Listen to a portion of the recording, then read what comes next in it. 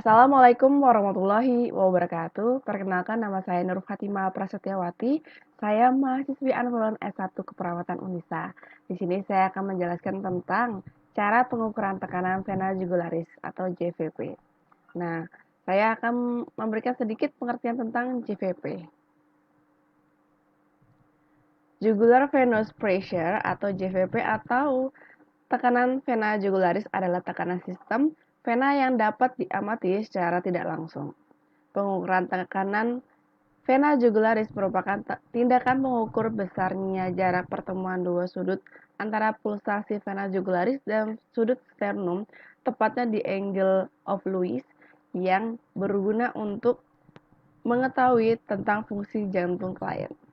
Nah, pengukuran sistem sirkulasi vena sendiri dapat dilakukan dengan metode non-invasif dengan menggunakan vena jugularis atau externa dexter sebagai pengganti sphygmomanometer dengan titik 0 atau 0 point di tengah atrium kanan.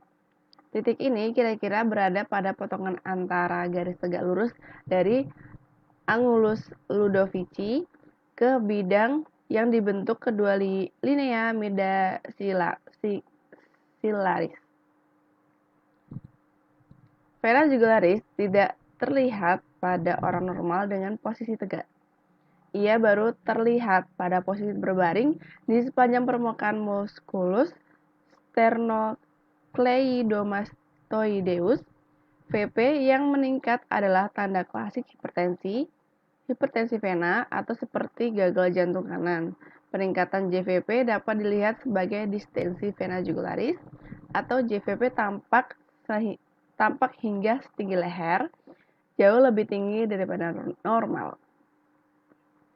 Nah, untuk indikasinya, pengukuran tekanan vena jugularis dilakukan ketika terdapat tanda permasalahan atau kegagalan jantung pada seorang klien, seperti hipertrofi ventrikel kanan, stenosis katup trikuspid, stenosis pulmonal, hipertensi pulmonal, inkompetensi katup trikuspid, tampon jantung,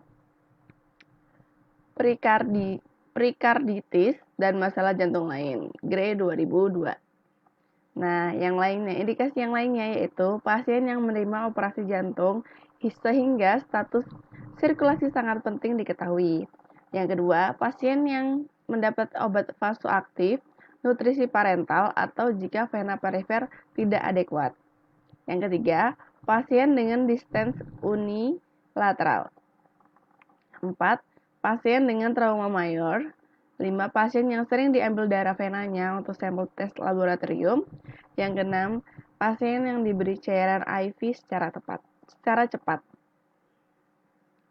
Nah, untuk kontraindikasinya, pengukuran JVP tidak dilakukan pada pasien dengan 1. Infeksi pada area insersi. Yang kedua, koagulopati.